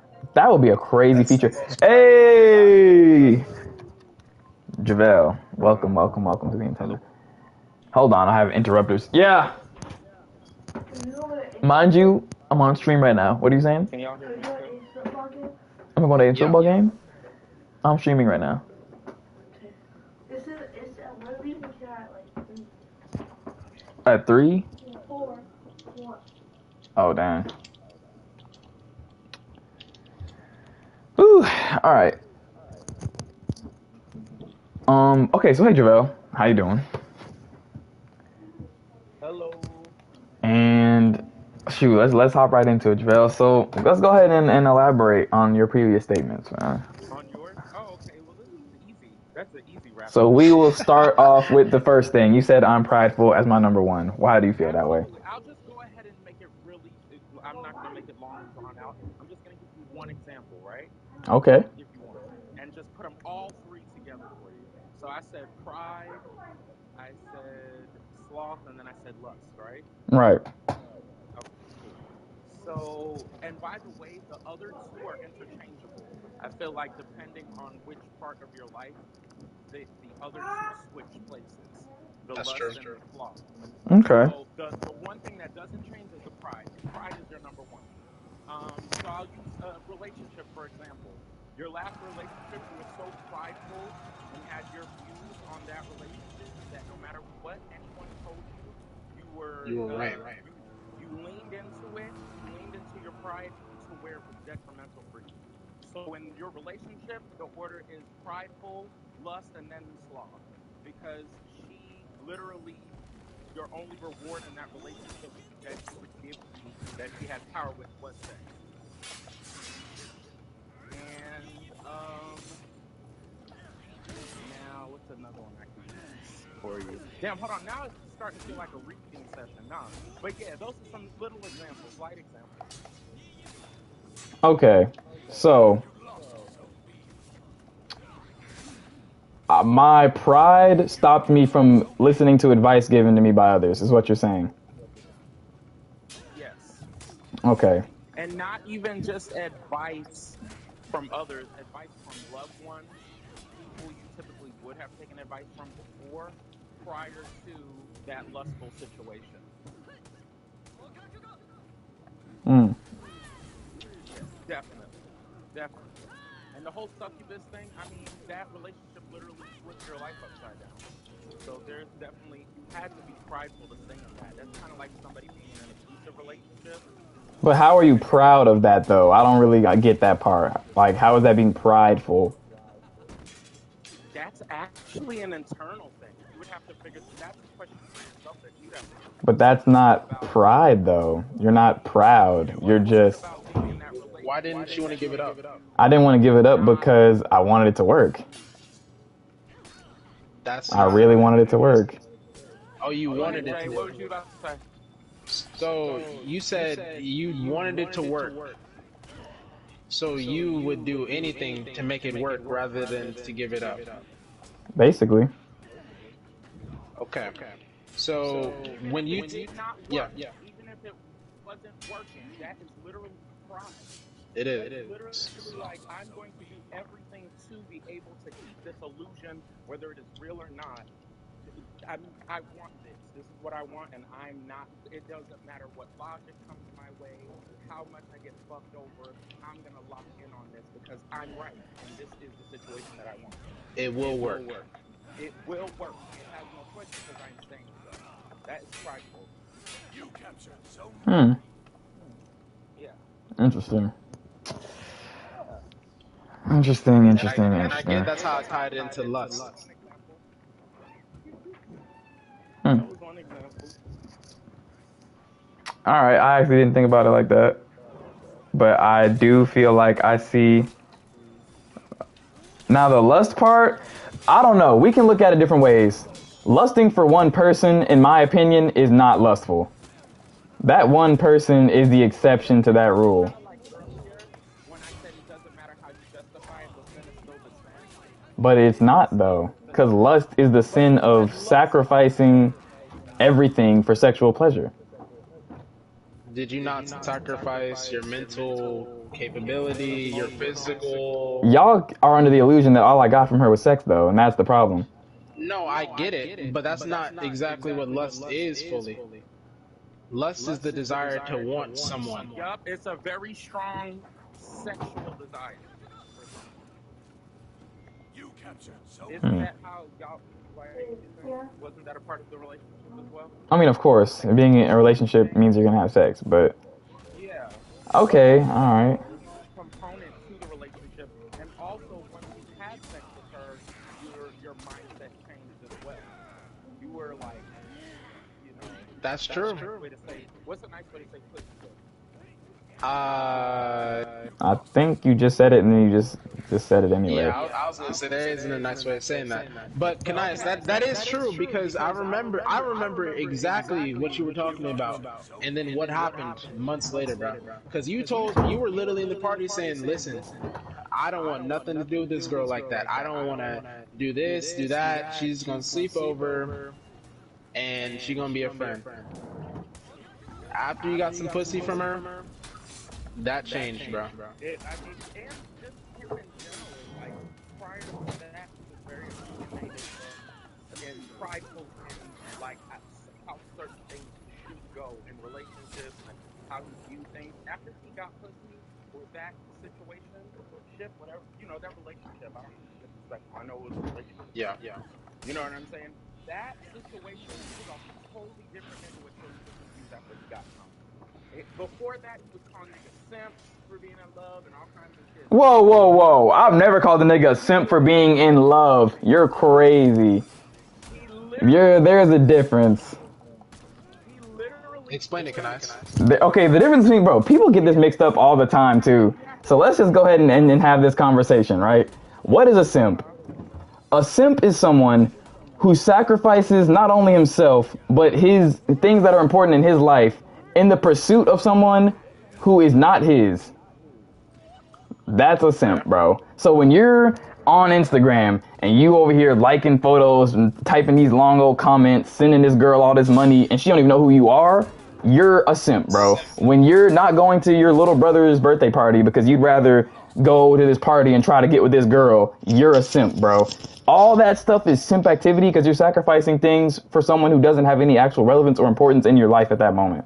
And you're just trying to get some coochie, bro. Loving someone Okay, hold on. and then sacrificing for that love. The definition of simp is slang for a person, typically a man, who is desperate for the attention and affection of someone else, typically a woman. You can't deny that part. My nigga, but that would mean every single nigga ever is a simp. So But the affection of that person in the relationship. then that means every nigga on the planet is a simp. According to that definition. Because every nigga on the planet has wanted someone's affection before. Period. Oh, by the way, I don't disagree with you that people in relationships are simps, but your view prior to becoming a simp was that everybody else was a simp. That's the energy before. You got hooked. So what we're saying is when you like someone, you're a simp. When you don't, you're not. Is that what we're saying? There's a 'Cause that's balance what to it that, sounds because like. I have definitely simped for a girl I like. Hold on, say that one more time. BCK has joined the chat. Hello. Yeah, I have definitely gone overboard in portions to show my affection. It's one of those times. I'm gonna have to shrink back. Live, Brandon. We are on live right now, bro. Podcast. And Hop in. Brandon, Now. you're not out of this either. What you mean? I just got here. No, we're gonna get to you. No, Oh snap! It's time for the antenna. We're talking about our top 3 sins. Right now we're on Kanais. His top 3 is pride. We're debating if it's lust or something else. But I mean, sloth is definitely up there, bro. Sloth is number 1. I think it just switches. I don't think sloth is number 1 for you, bro. Because if sloth was your number 1, you wouldn't be doing shit right now. But that's true though, and this all goes back to the time in our lives that we're referencing. So if we're talking right now, My top 3 was for my right now. Your top 3 is for the Kanais that you've known. So that's the difference between our top 3s right now. Fair. So let's talk about right now. Let's talk about let's restart.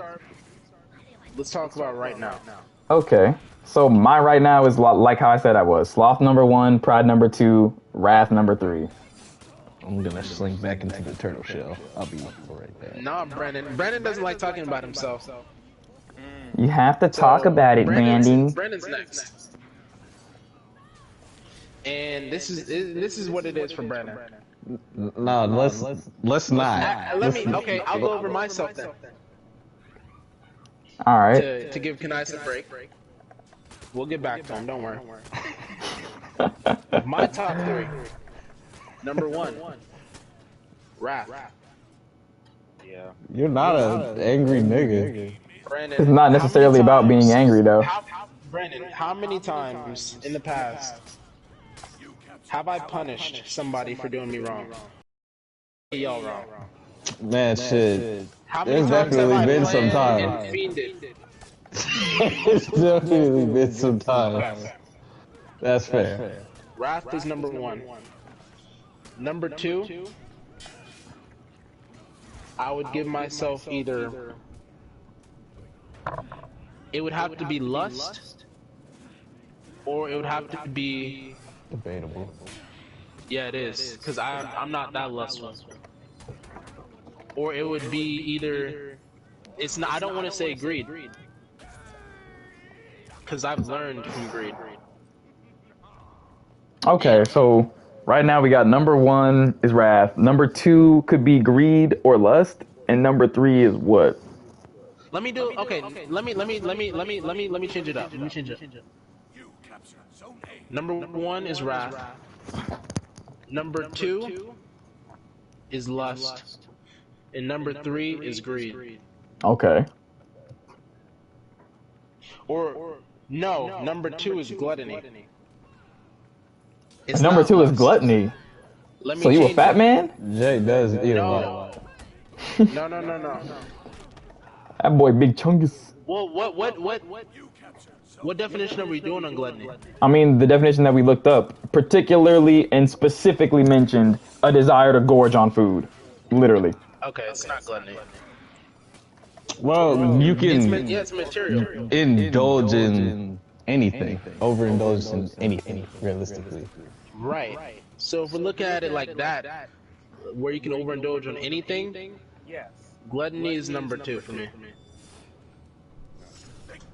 Because it leads into my right? yes. Because your sins, I mean, they, depending on if you're talking about yourself or a relationship, like I made an example with Ananias, like where he is personally right now, I would switch the other 2 that I had. I would say he's prideful, slothful, and then lustful right now. But when he was in a relationship, he was prideful, lustful, and slothful. It changes. It changed. Wait a minute. Brandon, would you say I'm more prideful or gluttonous? You're pretty prideful. Okay. So then that would knock greed out, and I would put prideful as 2, and gluttony is number 3. So the wrathful, prideful glutton. Yeah. All right. Pretty solid roster. Now, Javel. Yeah, that's crazy. Man, Javel, what is his sin? life? Boy? Oh, I could tell you mine. What is this man's sins? Oh, okay. So, give me the list of all 7 again. You have Pride, gluttony. greed, lust, envy, gluttony, wrath, and sloth. I would say wrath would be number 1. Number 1? Yeah, absolutely. I can't see you being wrathful. In ways, I can be. Wrath is 1. Interesting. You know what? Actually, I take that back. I'll put pride as my number 1. Interesting. Yeah, pride will be my. Yo, I'm on stream. Damn, shut the hell up. I'm sorry. I'm so sorry. And then, I guess I'll do gluttony. I'll take that one, but in the material shit, Yeah. like in that. Mm. Or I get you. Same here.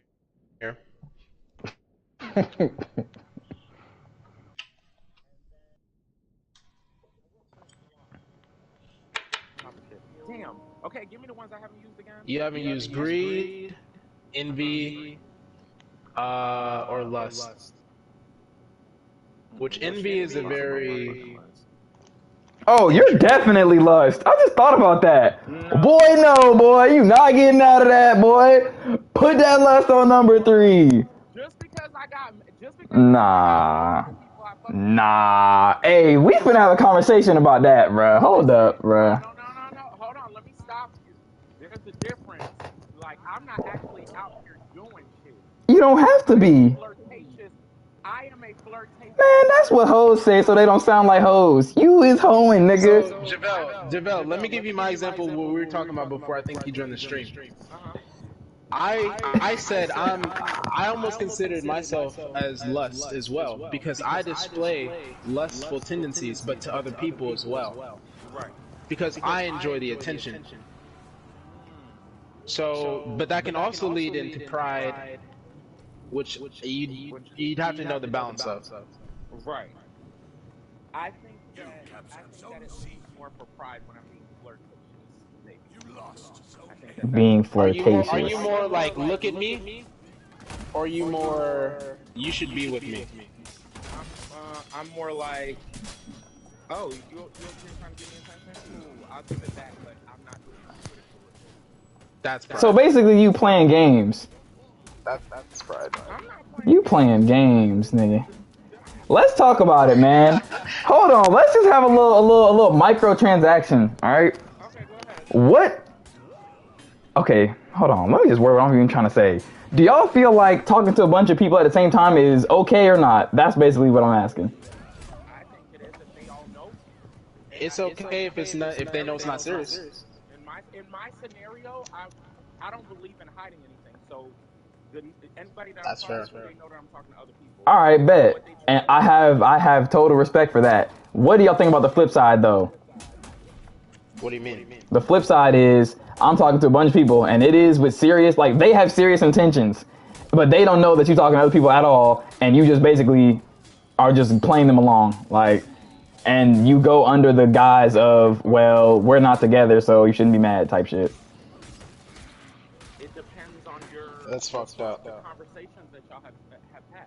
Like if you express wanting to be serious and what that looks like, then you can't get played.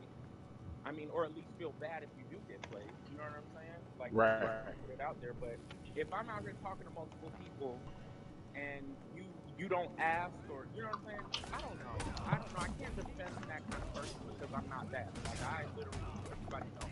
I get what you're saying, Javel. The type of person that if you get played, but y'all were talking and like it seemed serious and like the other person was giving off the same energy, then it kind of is on the other person, but it's also on you because you shouldn't be giving yourself up like that. That part. Yeah. So it's It's not justifiable. Like I can't defend that. And the way I feel about it is, bro, you really out here knowing that someone messes with you hard. You know that you don't really take them serious, but you know it's something to do late at night, so you just entertain it. But you talking to 5 other girls, niggas, whatever you like, and you just I mean, it's just a waste of their time. Like, and you know that they not playing games. Again, whose responsibility is that? Honestly. Now, my thing is this: there's a distinct different type of person you're dealing with that would fuck you over and not tell you about it. Like I am dishonest in everything I'm doing. Like if I'm talking to somebody or I'm talking to multiple people, again, they all know about each other, and I'm like, hey, this is where I'm at. You know what I'm saying? If you can handle that, then cool. If not, then here's your chance to exit. Most motherfuckers don't want to exit, so you get more feelings, and I don't reciprocate that. Like I don't have those. Well, at that point, that's no longer your responsibility. Yeah, You've already made the situation It was. clear. I gave you an exit. I made it clear. You are choosing at this point to play Russian roulette with your own fucking heart. True. So I think that there's a distinct difference in the types of people. I don't feel bad about talking to multiple people because I'm not hiding it. And I'm Ah, moving with honesty. You know? bastard. It is what it is. Until I just decide that I feel the same way about you, you're not gonna make me feel bad fucking with you. I felt that. Felt that. Yeah. So I wouldn't say I'm lustful. I think it's more prideful. Again, if you give me the attention, I might reciprocate it, but I also love with two-cents. Like, bitch, I'm not really feeling you like that, or maybe I am a little bit, but I'm also feeling a couple other people. So So All we're right, at so back to the wrath original. and pride. Yeah. In your third, Now explain the wrath to me again. How are you a number one wrathful? Unless that's like something too personal, which in that case, you're perfectly okay not to You share. know what? I take that back because I used to be wrathful. I'm not wrathful anymore. Maybe not in the same extreme way. Back in the day, That nigga used to be shooting motherfucker.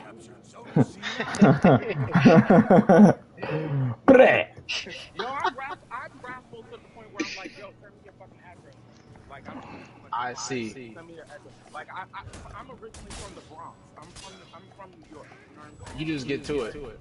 Get to that Yeah, I'm business. like, let's just get busy. I don't want to do all this I back feel and you. forth. Too much.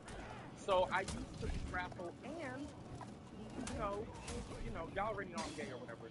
And I used to be like, if I had like somebody that would bully me or be like a dick to me, I would fuck their dad. Oh, that is crazy. Wait. J- What? Yes. Is this real? Is this confirmed? Wait, what? Oh my god, it's confirmed. Hey, you're a demon. Hey, hey, he's Melly, bro. Don't blow it up You though. You're what? Melly Don't Otis. blow it up though. Don't blow it up. Yep. That's it. Ain't no way did I really should have said that. This nigga just. And what's crazy is it used to be the most homophobic dudes that was like, brought up with the most homophobic dads, and I fucked their dad. Oh my god. Ain't no Did we way. just catch this in 4K? Yeah. You could ask my brother; he'll tell you. Oh, I don't think I want to. But Yeah, don't ask I him. will take your word for it, though. I will. Yeah. Wow. I don't think I'm as. I think I'm wrathful in different ways. Oh my god, I'm just getting beat the hell up right now. This is crazy, bro. Yeah, I feel like I just adjust. He just got wrathful with my face. I ain't gonna lie. It's crazy. Yeah. Like, I'm not physically doing anything to anyone anymore. Now it's more of like, I'm gonna emotionally torture you, or I'm gonna remove my presence from you, that thing that you want so much, like shit like that. Yeah, we gotta watch out for niggas like JaVale. We gotta watch out for girls like JaVale too.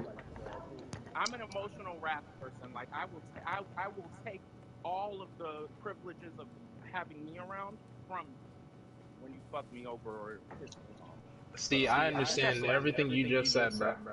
You said what? I understand. Now there is a everything you just difference said. though between fucking someone over and them just pissing you off. Niggas who do super petty shit when they're just pissed off are hella annoying, bruh. And that shit that my ex used to do, bruh.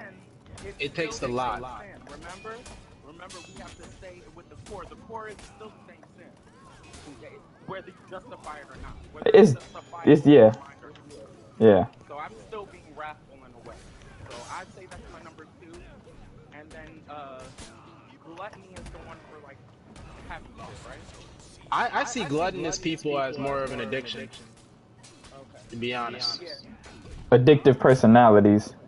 I don't Yes. have an addictive personality. Damn. I don't know what my other one is. I just know those 2. Is it envy? I ain't envious of none of these damn niggas. Fuck everybody. But look though, and this is the same thing that we had to say earlier. Envy doesn't always necessarily mean of another person. You can be envious of a situation. You can be envious of a potential that you might have. That'll be my 3. I felt that. I feel that. Lust is literally at the bottom of my list. I would not sacrifice everything I have for fucking sex or something sexual or anything like that. That ain't me. That would be at the bottom for me. Okay. But yeah, those are my three. Currently, those are my three. Now, Okay, now it's time for good old BCK. Nah, let's not. see, Brandon doesn't. I like talking got about this himself. man downloaded. Hold up. But Brandon, you've got to, No, bro. no one has me down. Time to top. Let us know your three. Brandon, you've got to. Currently, Got to. right now. Right now.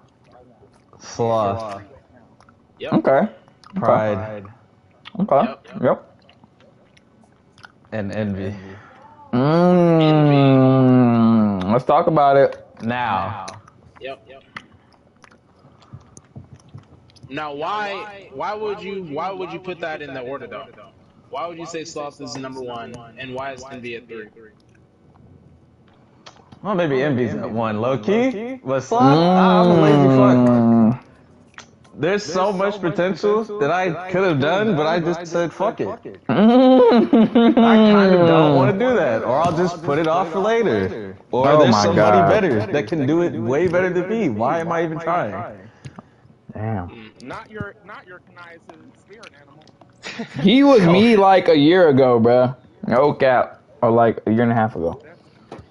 No, you actually doing shit now. Yeah, sloth definitely fell down on my list from 1 to like maybe like 2 or 3. But Brandon, why? I understand why you put pride at 2, because at a certain point, people can't tell you shit, which I respect. Yeah, but then, you know, it's just fucking what I always hated was when if you're telling me something and I feel like I already know it, or if I did know it, I'm just like, man, fuck your advice. I'm gonna do it my way. Cause fuck your way. Your way is not gonna work for me because I know myself. You say you get mad when people tell you the right thing? Yes. Okay. Well, I get irritated. I wouldn't get like so mad. Yeah, like, not man. mad to where you just throwing shit. Nah, I'd be irritated as just like, That's a very prideful motherfucker. I feel him, bruh. I feel him. In that regard, I feel you. You've seen it. There's definitely times. Like in arguments, I don't give a fuck. Like arguments are whatever to me. I usually just fuck around in arguments. Yeah. Because you really don't care what the other person's gonna say. At the end of the day, nah. Man, what a crazy guy. It depends on topics. Like with religion, it's like a brick wall at that point. Yeah. Nothing against it. It's just like, I'm not gonna do this. And I realized that I should have been a lot more considerate back then, because before, my question that I asked my pops was like, so God's cool and all, you know, why the fuck is all this shit happening? And didn't really have much of an answer. So it's kind of just like, well then what the fuck? Right. So I would never have these religious conversations, but then whenever it gets brought up of what I am, it just turns into something, and I gotta turn into a turtle and defend myself. Right. Folks be like, so why don't you believe? I'd be like, well, I have my reasons. I just don't. And then they try to give you like a lecture. There's a difference between religious and spiritual. Like I'm more spiritual. Right. I feel like you could be religious about anything. You religiously brush your teeth. You religiously, you know what I'm saying? Like, There you go. Exactly. You know, and I feel like people have, especially with the connection with, you know, whatever God, you know, religion, they've lost. They feel like they're better because they're showing up to class more versus actually having good grades. Right. Like, Yeah. Oh, yeah. attendance every day, but I have straight A's because I'm out here living what the word says versus, you know, I felt So that showing one. the actual results rather than just showing. instead of hiding behind verses and pretending to be a good person, I'm out here being. I get you. Being religious. That's a deep one. That's a deep one. Yeah, I personally feel like in my time, I've had a lot of struggle with my religious identification, seeing as how my dad's side of the family is extremely Christian, my mother's side of the family is extremely not Christian. I was very confused, and quite frankly still am. I actually tend to avoid the entire topic of religion entirely, because to be honest, in my day-to-day life, I don't even think about God, and I don't even mean that to be disrespectful, but I can go the whole day and not have a single thought about God or faith or none of that shit and be totally having a normal day. So it just became something that wasn't important. Like, I just don't really care. Like, it's just whatever. Because it seems like either way, it's not really changing a lot about my current life situation regardless, if that makes sense. Right. Let me So- share some with myself and religion and spirituality then. I've gone through a lot of changes of my religion personally. I've gone from agnostic. I've never been fully out of believing in a God. But I've Same. gone out of not believing in Christianity though. To an extent. But then I realized the two can intertwine because if you put too much faith into God, you're not gonna get anywhere because you gotta believe in yourself. There you go. True. And if you're spiritual about it though, you'll see it as like a little power up, right? Like, oh, I know that I got my back, God may have my back, things are gonna be looking good. Right. But I don't know. There's a line. There's a line between that. I completely understand where you're going with that. And to be honest, I've always found it to be a little bit fascinating how much faith people can put in this stuff. Like, there are people who, A lot of people need to have labels on things. a lot of people I feel like don't want to take responsibility in their own lives. That's what I think. It's either they don't take responsibility for anything. If something bad happens to the devil, if something good happens to somebody, it's Yeah. And some people are so simple, not to be rude, but they're so simple-minded that it can only be one or the other. There is no bitch, it was your fault. We need to get a Christian up in here and just hear their viewpoint. No. I like to have I'm not a gonna have this battle both again. sides kind of look, right? Like a true I do Christian. want to understand, yeah, like not someone who's crazy or stupid or just weird. I mean, like someone who's like, you know, respectable and can actually voice their opinion in a way that is constructive. Well, I know a guy. I know a guy too. He's right downstairs named Dad, but I don't feel like getting Dad in here. Oh my Yeah. God. One, too, I've had different religions. Too. Well, my mom luckily let me grow up to experience different ones. You know what I'm saying? Yeah. She didn't like force onto me. You know what I'm saying? What she had, I didn't inherit. Like, I mean, naturally, she was Roman Catholic, so that's why I started off. And then I started veering off as I asked questions because Yeah. they didn't give direct answers. And then, you know, I hopped around. Hey I y'all, started you want to asking know something questions else that's and I ended crazy up though? coming back more. And this is something that's interesting. Mainly when we speak of the seven deadly sins, most people refer to the Bible, etc. But this is actually a concept that is universal amongst damn near every religion. It takes on different names, but it's all the same shit. And that really lets you know. From being in different religions. Yep, I'm like, same. Maybe they're a good question, like a little bit of all of them. I'm like, you know, some shit got lost in translation. That Right. No, for real, for real. There are some things where I'm like, bitch, fuck that. That don't make no goddamn sense. And if I ask for an answer, bitch, I don't want a riddle. Go somewhere else and figure this out. And then the other religions will have the answer to it. Yeah. And I'm like, I think so. That's why I say I'm spiritual. I don't. I get you. Call it Damn. God or whatever because we don't know the actual name. But I like the universe. I feel like the universe works with you. You know what I'm saying? Ethan. Yeah. So before you joined and earlier, you heard us talking about the sins, right? We eventually got to the point where, okay, we got to the point. By the way, this is live. We got to the point where we were listing our top three sins. So I think you're in a different specter than us as well. So it's worth asking you, as in like you got a different headspace. You're your own person. So I think we should ask you as well. What are your top three sins? Stealing, lying. No. Those are commandments. This man pulled out the commandments. That'd be crazy. That'd be crazy. How you start off with stealing? I ain't gonna lie, I think we done broke a whole lot of commandments up in here, man. I don't know. But as in envy, gluttony, greed, sloth, lust. I think envy is a good thing to a certain extent. Yeah. It can be. I Are you saying what I don't like or like? No, what is it called? Exhiberate? Yeah, exuberate. Like currently, if you could pick, what top 3 deadly sins are kind of governing your life right now? Yeah. Like, what are the top 3 that is how you move at the moment? Like, are you prideful? Doesn't gotta be terrible, but just what do you show? I can say prideful. Okay. Pride is 100%. Greed? No, not really. You got more on the list. It's only 7. Gluttony, pride, envy, sloth, wrath, greed.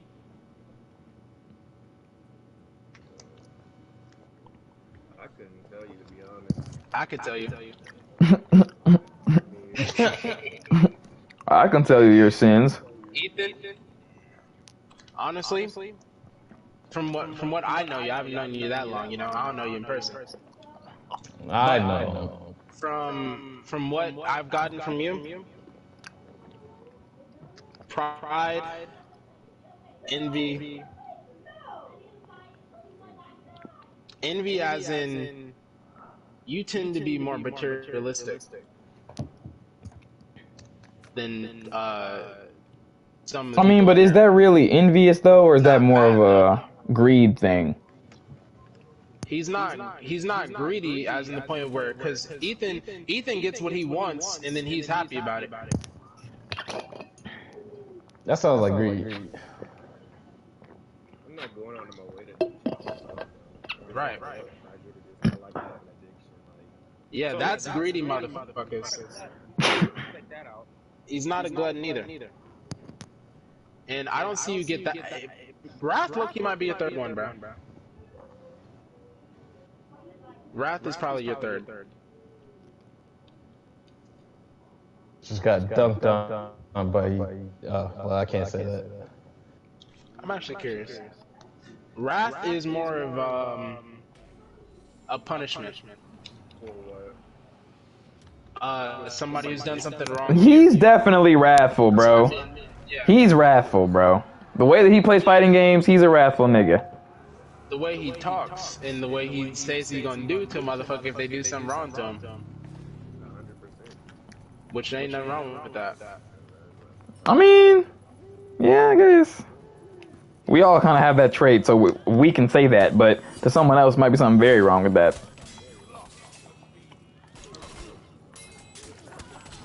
Somebody feels that's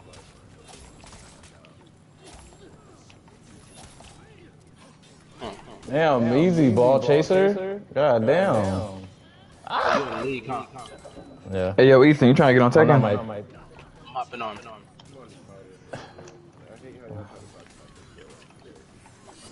Listen. You're always This dude was intoxicated. ball chasing heavy. Oh shit. Yo, I'm about to go. I'm about to go. Some Overwatch tonight. Say less. See you later. Yep. I think All the right, conversation's Giselle. over. Thanks for coming to the antenna, man. We love having you. And come again. Nice to meet you. Nice to meet you later, yo. Yep. Janet.